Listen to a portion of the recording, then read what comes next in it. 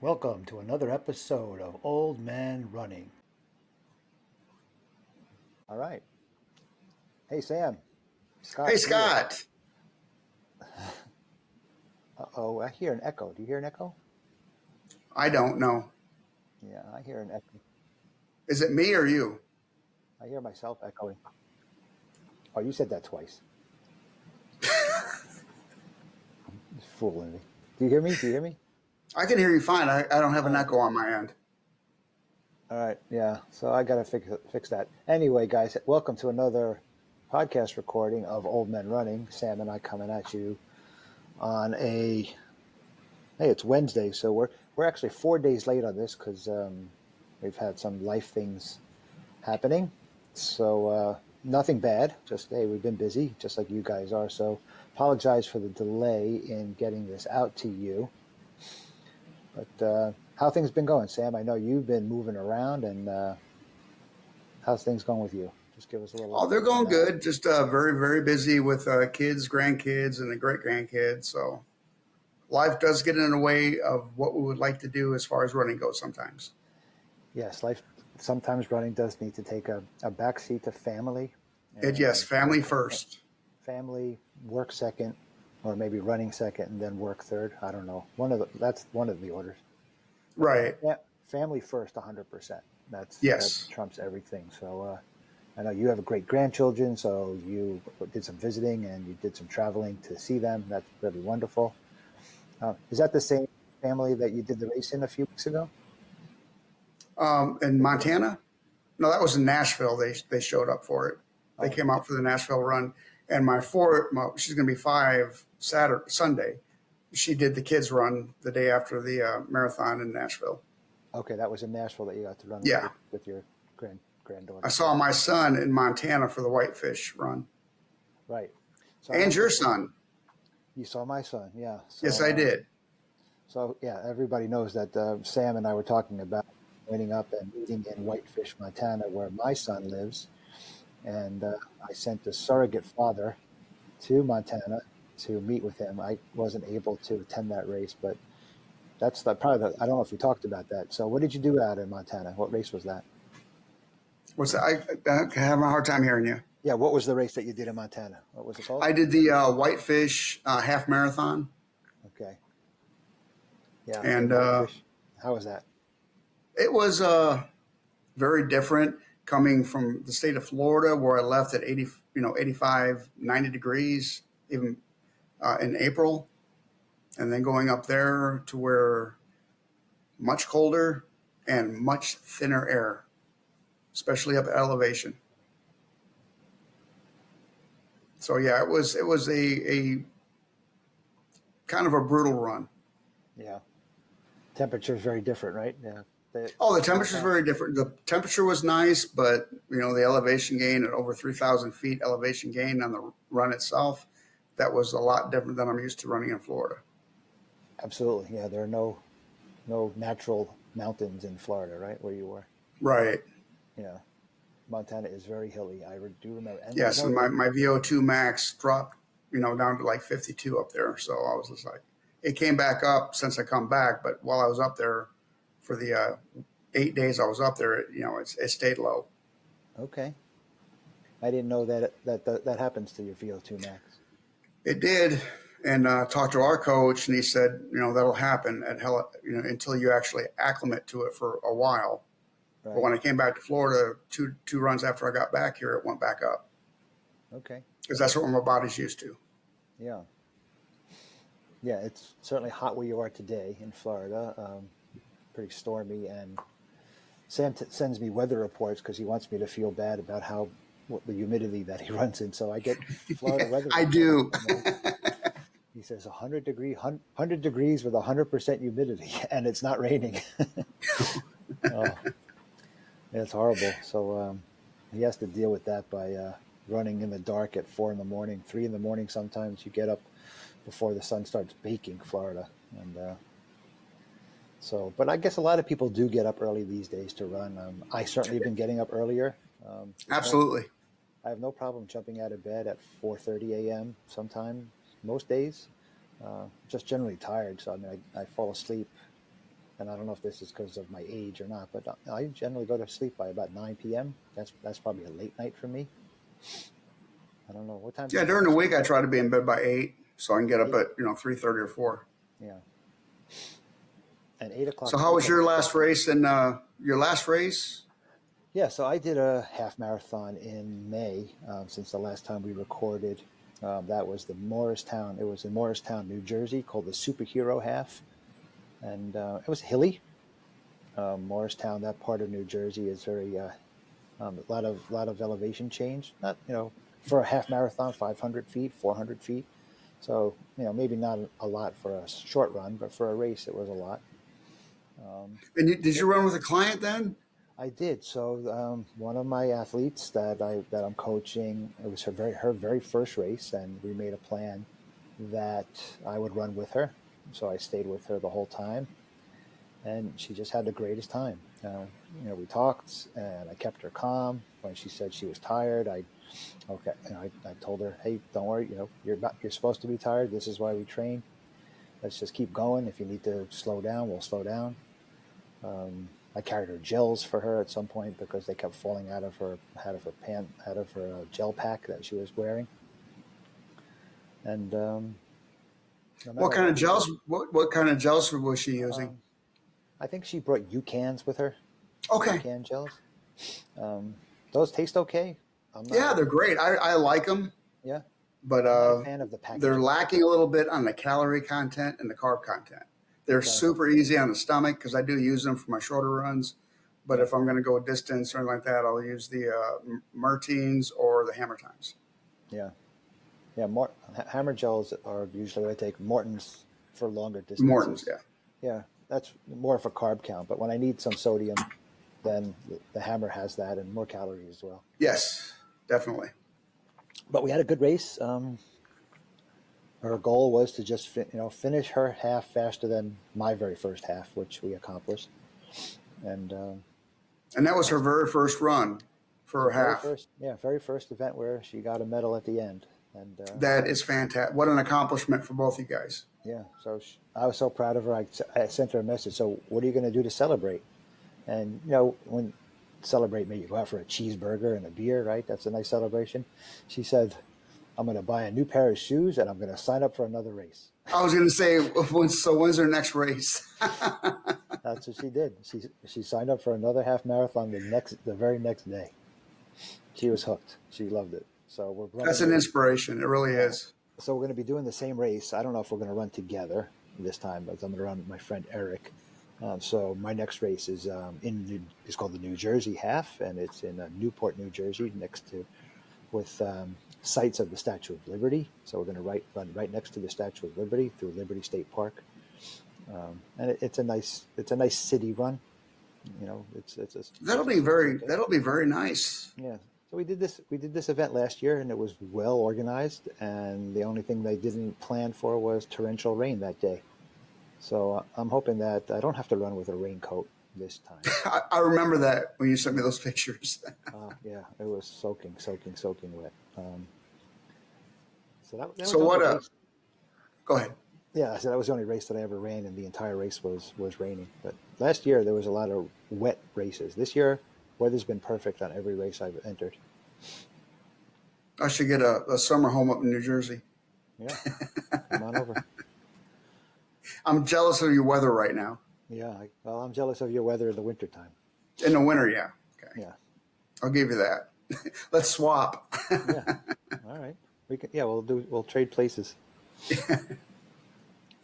So what are you doing in preparation for the warmer weather in New Jersey as far as hydration, fueling, and whatnot?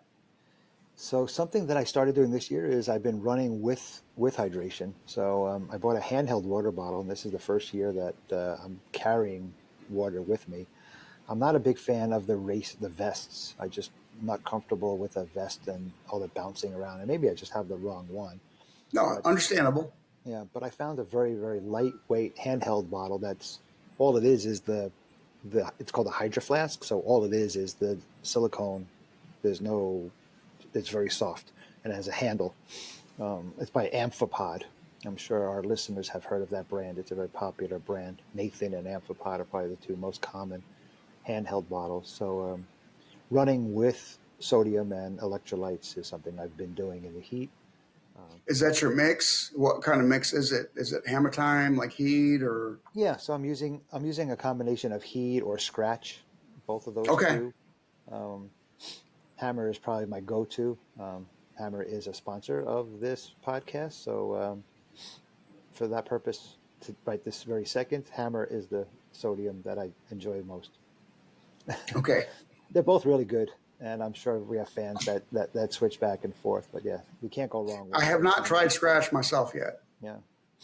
So yeah, the scratch is nice, but yeah, Hammer Heat is tastes good. It's easy to drink and good flavor. Yes, I've been using in the Florida humidity. I've been using Heat myself.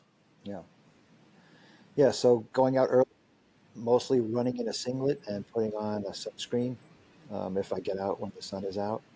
But yeah, getting out early. Most of my runs when it's hot. The last few weeks that it's been hot, I've been out the door before 7 a.m. And the other thing I've been doing from a coaching perspective is rather than be out there for a 10-mile run, I just break up my runs. And I think you gave me this tip a I've while had ago. to. I've had to break Yeah, my long runs up. I do it in two segments. yeah. You just do a double, and Yes.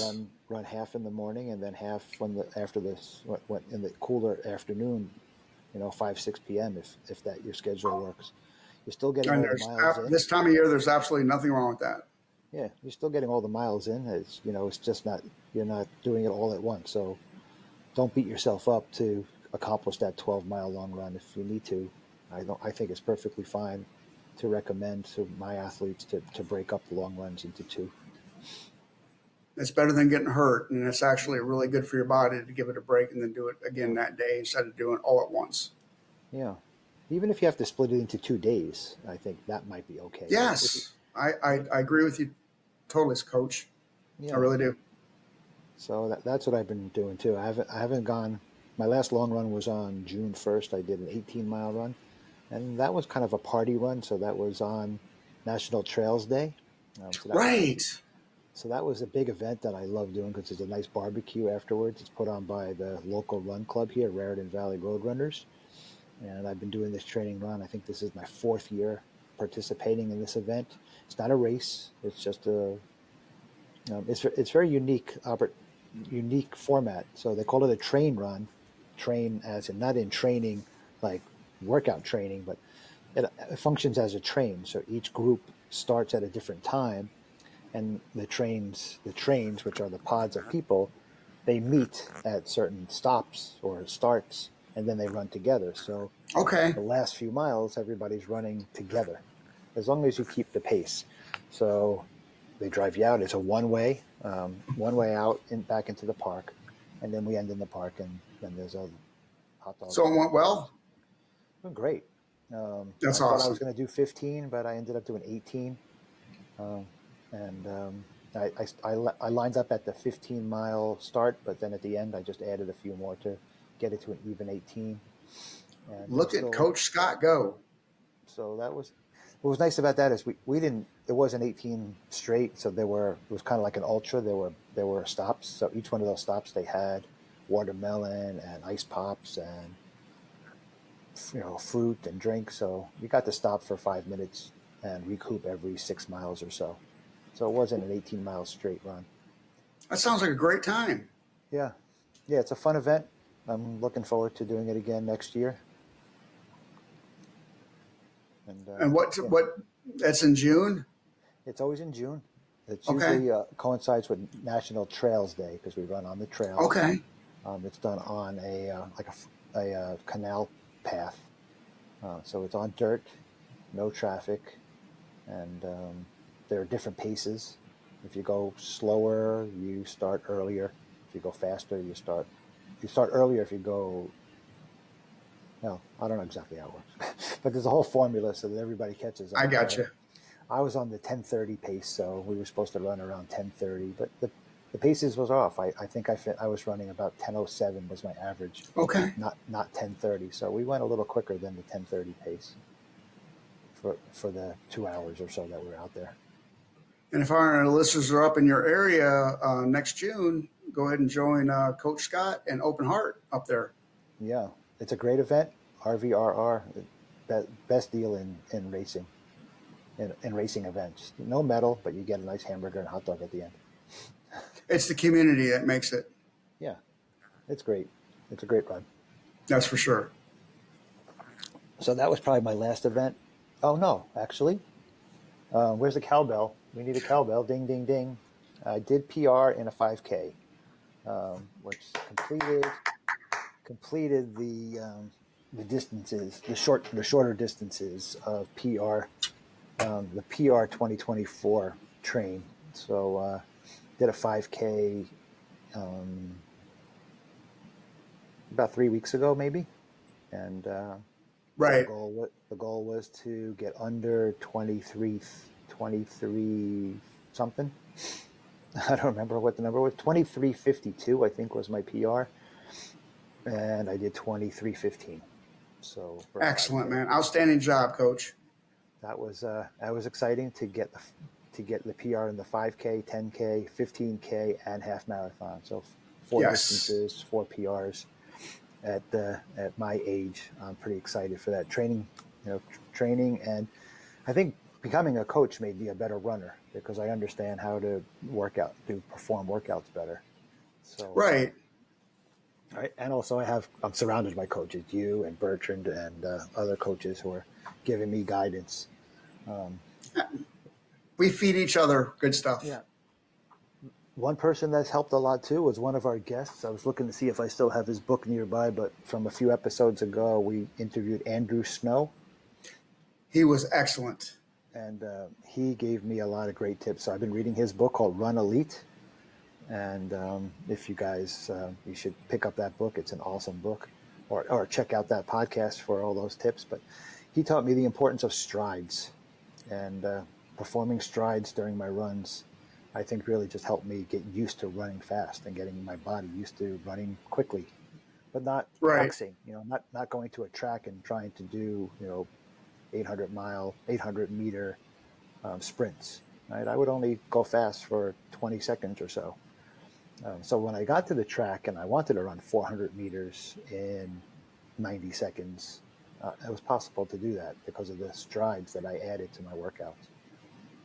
So, That's what Coach B's got me doing on some days is mixing in 4 100-meter strides at the last mile of my workout. So haul it for 100 yards, back off, recover a little bit, and then haul for another 100 yards, and do that 4 times. So usually the last mile and a quarter of my run, I'll put that into the workout. yeah, there are a lot of different ways to incorporate them, right? At the very end or at the end of your run, you say a 5-mile run, finish 5 miles, and then just find a place where you can run back and forth, 100 yards. Right. Or 100 meters, or sometimes I just do it I look at my watch and I let it take off 0.1, which is about 200 meters, I guess. And I try to run the first one fast, and then the second one faster than that, the third one faster than that, and the fourth one the fastest. So just like the So negative splits. you try to negative split them, and Yes. yeah, and when you do it that way, when you do the first one at 8 miles, I wouldn't say it's easy, but doing that last one at 6-minute pace. It's almost hard to slow down once you start doing that. And then it's like, well, I need to slow down, but you just keep going. And that does happen like within 10K or something like, I didn't mean to go that fast. Yeah. Especially the last mile and a half, 2 miles. Mm-hmm. Yeah, so strides are working for you as well. I'm glad to hear that. Yes, they are. Also. Yeah, they're fun. There's something to look forward to at the end of a mid-distance. Especially downhill. I really like downhill strides. Mm-hmm. Very fun to run downhill. Yeah. Well, we don't have hills here, but downgrades, I should say, in the pavement a little bit for the short distance we have here. Hill sprints are probably the most challenging Yeah. activity. When you just pick a steep hill and sprint up it and jog down, and you do that 4 times in a row, yeah, you're cooked. Yeah, we don't have any around here, so that's why I got to go to the gym and do elevation training, either a stair climber or actually I have to adjust the treadmill to like 2, 3, 4%. Yeah. And do that, then drop it back down. Yeah. I wish we had hills, but we don't. Yeah. Well, build a hill. You're an engineer. What's that? You're an engineer. Build a hill. I'm not an engineer. I'm a cop, retired Okay. Air Force cop. I can do speed bumps. I can find those around here. Yeah, just get like 30 of them and put them together.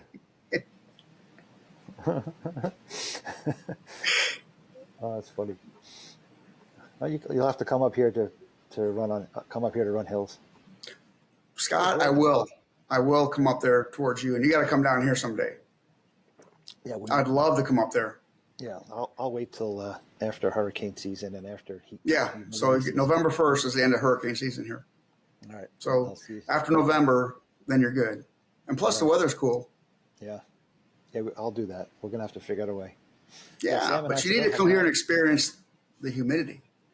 Yeah, I do. And I want to go up there and experience your hills. Yeah. I still haven't seen Sam in 3D. No, I haven't either. Well, we will meet in Washington in March of 2025 Absolutely. We are for the running, DC half marathon we're doing together.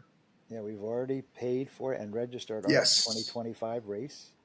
And I'm in sure our March. wives will go do thrift stuff or something. Yep. So it's going to be our Look around. Westchester Half Marathon to kick off race season 2025 Yes. in our nation's capital. I'm looking forward to that. My first rock and roll race, so that's going to be exciting. That's your first one, huh? Yeah, I've never done a rock and roll. Wow. Okay. There aren't too many in the Northeast. No, they're kind of selective. The one that we had here in Clearwater last October, they're not doing that one again. So it was a one and done.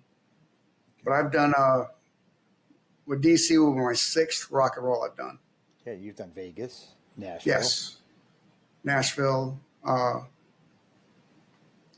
Nashville twice. Those both rock and rolls.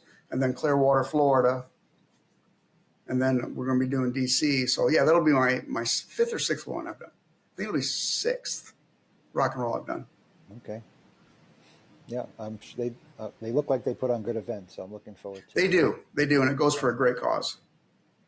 That's important to me. Glad to hear that. So we're recording this in the beginning of July. Tomorrow's July 4th. What are you doing for July 4th? You celebrating anything? Yes, we are, and we're having some friends over, and hopefully it's an early night Right. because I got to go back up to Tennessee for my granddaughter's birthday on Friday. So that's another long drive there and back. So I'm going to stay there for a couple of days, and I'm coming back down probably Monday. Okay. So the weekend in Tennessee. Nice. So at my age, that much driving kind of wears you out. Yeah. I'm not a long haul trucker. Right. Yeah, I'm not a fan of being in the car for a long time, but No. Oh, and the traffic's been so thick with everybody from the Nashville area, heading down towards our area, the Gulf Coast, Mobile, Destin. right. The traffic is so thick. And I'm hoping when I go up there, which won't be till Friday, I might run into a little bit of people going back, but coming back Monday, I'm hoping to miss a lot of it coming back south. Right. You'll miss it on the return, but yeah, maybe people. Right. Because it's I-65 all the way almost to my daughter's house. Okay. Yeah, we're staying local. Tomorrow, I'm running in a little event, a 4-mile event for the 4th. Are you? Yeah. Where at? So, it's in a town called Cranford, and they've been putting this on for years. It's called the Firecracker 4-miler, Oh, that's cool. and so a bunch of people from Fleet Feet are attending. So Fleet Feet is a sponsor, a bronze sponsor. So I was able to get a registration, and I'm going to be running with some friends. And it's not a race. 4-mile is not a distance that you look to run. I'm just treated as some people say treat it as a 5K and go fast, but that's tough. A 5K with an extra mile at the end. So I don't think I'll be. That's racing awesome. That, but yeah, I'm just going to go have fun and just high five people. And What's the crowd usually there? A lot of it's people, popular. or Yeah, they say about 1,000 people are going to do this. wow, So it's gives you the availability to go advertise yeah, I might hang out. for your store and for Scott. Yeah, for the store. I'll bring some cards and some of my stickers, and hand some things out and just meet some runners. Good That's idea. I have to awesome. remember to bring my business cards. Thank you for reminding me of that. What time does that start tomorrow? It's at 8 a.m. Okay. So the next time we speak, that will have happened. And so that's the fourth for us. So we're going to do that race, and then we're going to just do a barbecue and do it a lot Yeah, of where I'm times. at on the Gulf, right behind me, the Gulf. I mean, because we're right on the ocean, Yeah, we can watch fireworks from Destin, Fort Walton, or Valparaiso because they do them on the water. So we just go to my deck and watch. We don't like buy anything. that's fantastic. Yeah, I don't think I'm going to really see fireworks in person, other Oh. than I'll see some fireflies flying around. And so yeah, we're going to a barbecue at a friend's house. They have a Thanks for nice listening to deck in this the episode backyard. of Old Men Running. Nice. We're just Please gonna like and relax. subscribe on the That sounds YouTube very channel chill. Old Men Running. Do you have and leave fireflies in comment Florida? if you like No, this episode, not my or area. you want to hear something Wow. about a future episode. My daughter's got Thanks for out in listening. Tennessee. There's a ton of when I was just Enjoy up there your a few days ago. Yeah, there's a lot of fireflies. Not here. We got lizards. Yeah, A lot of lizards. yeah. They don't light up. They don't light up. No, they change colors. Yeah, bugs that light up are pretty cool. That's why I'm always impressed with the firefly. That kept my youngest granddaughter very entertained. Was her out chasing lizards out in the backyard. So Okay. Yeah, there are a lot of little running around things in Florida. Crocodiles or alligators, not crocodiles. right. You have alligators there. Do you have alligators? As you know, the only thing I see around here is bear. Yeah.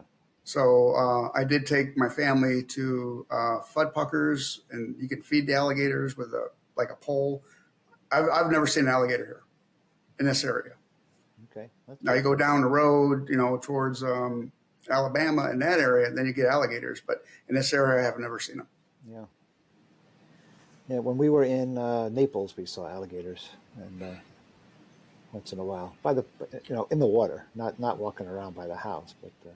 Oh, we see a lot of. If you go on the boardwalk, you see a ton of sharks, and I'm sure you heard about all the shark attacks we've had down here. So Yeah, there were a few weeks yes, ago, right? There were people that there were some shark attacks, unfortunately. yes, we went on the boardwalk and we saw several hammerheads, just in the water. They're always there, but Right. You leave them alone, they leave you alone, I think. yeah, that's why I look at it. Yeah. People go a little too far, especially when they're flying double reds out here. You don't go in the water, but a lot of people just ignore it and go out. Yeah. That's stupidity. It's hate to say it, but it's on them. They don't listen. You've been told. Yeah. So we talked about sharks, we talked about vacationing and kids. I think we covered everything. I think we have for this episode, Scott.